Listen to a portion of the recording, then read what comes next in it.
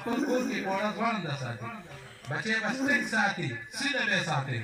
د معاشرې لپاره به یو ښه فرد ګرځېده او چې بچي ته لږ ځان ځینې وخت کې ځان کې خیر د قهریت هم راولي ځینې وخت کې دا هر وخت ځان دا د کرم ماده نه ده دا هر وخت دا ځان کې نه بعضې وخت کې سړي په کور کې د مامي وال شي واده راشي او دا زنانه هم ګډېږي او سړي هم ګډېږي او ده ځان کې دا کرم ځان کې لکۍ منډلي دا لکۍ ځان کې هر وخت نه منډلي ځان کې کله ناکله قهریت او جباریت راوله چې خبردار نو چې کله تا کې قهریت او جباریت راغلی مجال شته چې ستا نه په کور کې څوک ټانګ وکړي نو چې تا ځان نه غڼه جوړه کړي او ځان نه دې چې کوم دی د کرم معامله د ځان کې 24 ګنټې بس کرم دی او کرم دی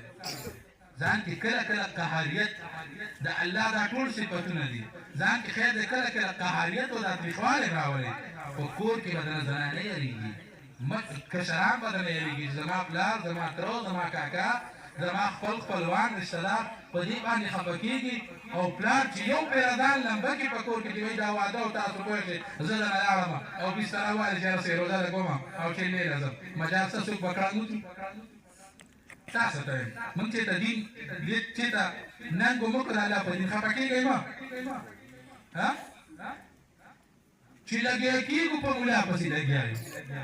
مولا تا نه څه غواړي مولا تا نه دا غواړي چې غم دې د سنت مطابق کا مولا تا نه غواړي چې دا خادي د سنت موافق کا چې په کومه خادۍ کې ته خوشحاله شې او رب دې خفه کو دا خوشحالي ده که دا غم دی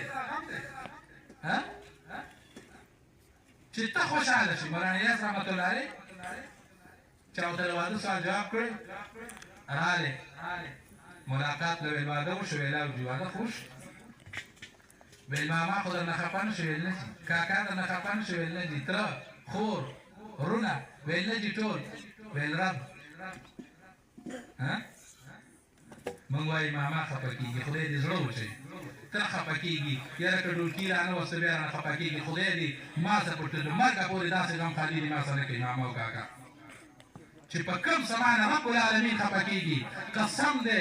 ته په دقې نامو که رب العالمین به په قبر کې خوشحاله کړي من کله دا لاره دین لپاره نه کړې ما موږ صرف دا وایو چې لا اله الا الله محمد رسول الله نور نشته عمل صرف دا وایو چې لا اله الا الله محمد رسول الله کار کې دې کا او خایه دې معاشرې ته دې معاشرې ته او خایه چې ما د الله د پیغمبر او د الله په دین او په قرآن دا نه وکړو ما دا کور کې دا کردار ادا درونو عرض مې دا و چې د بچو ښه کردار پسې وروسته د مور ښه کارنامه وي سي خواجه اجمیر رحمت الله علیه علما لیکي شیخ صاحب خپل خطباتو کې لیکلي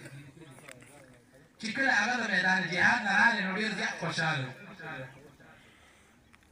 مور دې تپوس کوي بچي ډېر زیات خوشحاله دا ولې په دې وخت کې ډېره زیاته خوشحالي ده دا ولې هغه ورته وایي مورې خوشحاله به نه یم زما په لاس باندې الله 7 لاک ولکه خلکو ته الله اسلام نصیب او 70 لاک خلکو زما سره بیعت وکړو خوشحاله به نه مور ته په خندا شوه هغه ورته وایي بچې وایي خفه کېږه مه دا زما کردار ده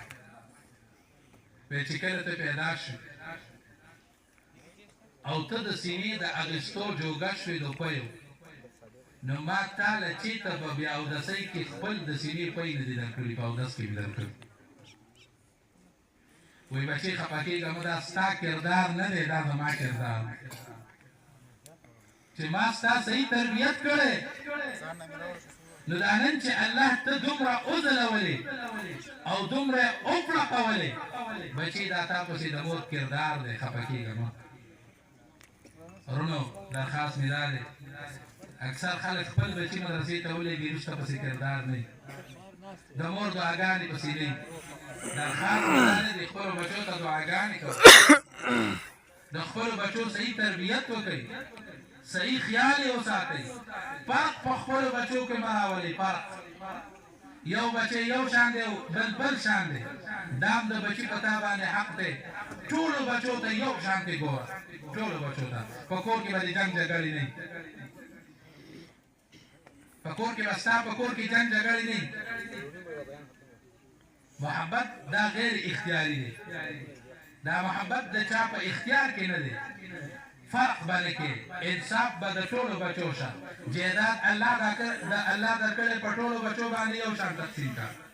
دا نه چې دا یو پکې یو شان دی دا بل پکې بل شان دی بس فرق مه کوه نبي علیه الصلاة والسلام ته یو کس راغلی د الله رسوله زه دې خپل زوی نه اسألم ته پرې ګواه شه بیبي ورته وایي پیغمبر علیه السلام پرې ګواه کړه چې بیا پکې سبا ته څوک دعوه ولکړي د الله رسول ته وی بل زوی دې شته وي د الله رسول او د بلې بیبي نه مې بل زوی شته د الله رسول وی زه په داسې کس باندې ګواه نشم جوړېدی دا ظلم دی اکثر دا مشران د دې بچو نه ګیلهمن دي خفه کېږئ مه دې مشرانو چې کومې جاغې دې خپلو بچو ته پرېښي که نه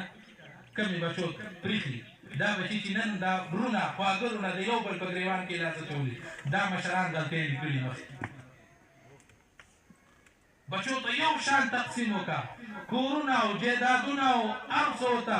تقسیم کړه په خپل ژوند باندې د مرګ نه پس که ته لاړې ستا بچي به د یو بل په لاس کې چې کوم دی ګریوانونو یو بل لاس کوي به د ګریوانونو دا ټولې غلطۍ زمون دي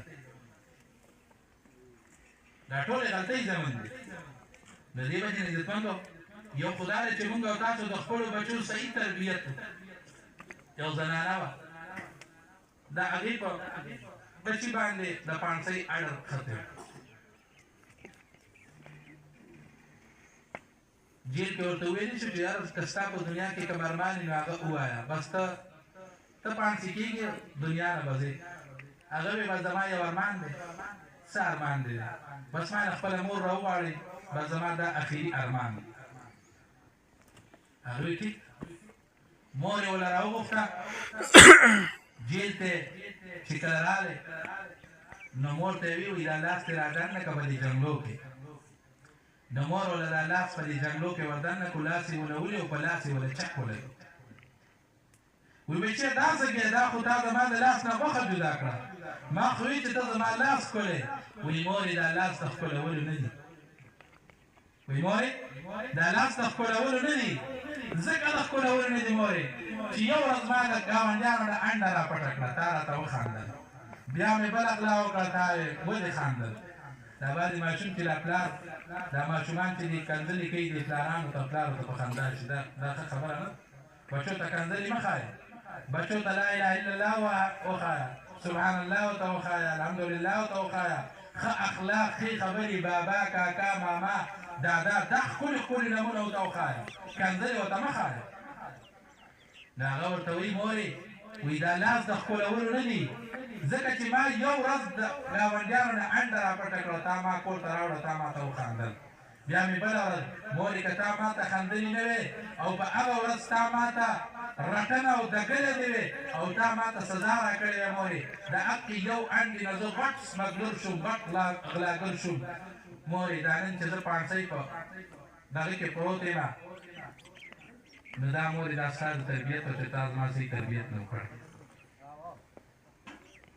تا زما صحیح تربیت نه وکړ د خپلو بچو صحیح تربیت وکړئ خوښ هم ده انشاءالله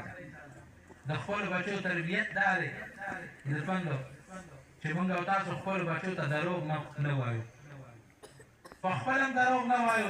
دروغ عظیمه ګناه ده بعضې کس په کور کې ډډه والي بالښت ته څوک به بار راشي تپوس وایي که کور کې څوک شته یو ورته ورته ووایي چې نشته وایي نشته نو تا بچي ته دروغ وښود بعضې کس په موبایل لګیا لکه کوم ځای کې دا به په کور کې وایي زه په مردان کې در روان یم دا دروغ لعنت الله علی الکاذبین نبی اسلام یو کس را د الله رسوله مؤمن بزدله کیدی شي د الله رسول ته وی او